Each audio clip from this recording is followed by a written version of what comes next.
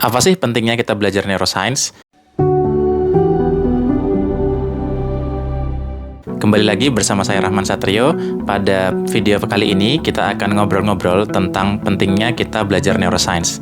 Jadi mungkin neuroscience di Indonesia ini masih ilmu yang belum terlalu banyak disebarluaskan atau juga diajarkan di fakultas-fakultas. Mungkin yang paling dekat adalah psikologi. Tapi mungkin di luar negeri, pemahaman tentang neuroscience yang diajarkan di kelas-kelas atau di sosial media ini sudah banyak mendapatkan perhatian publik gitu ya.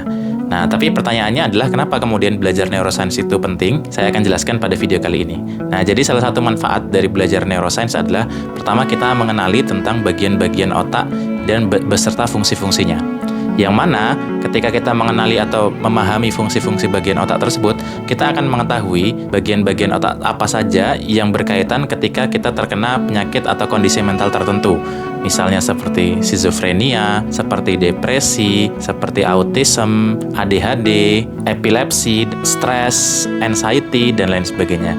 Yang mana ketika kita mengetahui itu, maka kita akan lebih berpotensi bisa mendapatkan penanganan yang lebih tepat berdasarkan dengan otak bagian apa yang bermasalah dan kemudian bagaimana cara mengintervensinya. Memang ini membutuhkan peran dari para saintis, para dokter, neurologi atau psikiater yang akan membantu kita untuk melakukan proses terapi dan medikasi. Tapi sesederhana seperti mengurangi stres, itu juga bisa dilakukan oleh setiap orang tanpa harus datang ke dokter. Nah, selain itu, dengan mempelajari neuroscience, kita akan mengetahui penyebab dibalik sebuah perilaku atau kepribadian manusia.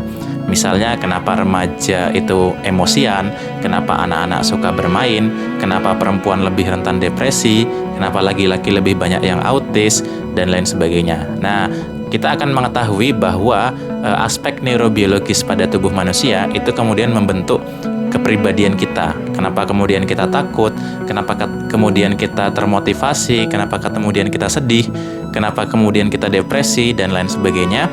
Kita bisa mengetahui lebih dalam penyebab-penyebabnya dari kita belajar neuroscience. Jadi kita bisa membaca kepribadian kita lebih dalam setelah kita mempelajari lebih detail tentang neuroscience itu sendiri. Ingin tahu lebih lanjut tentang penjelasan neuroscience? Tonton di video-video yang selanjutnya.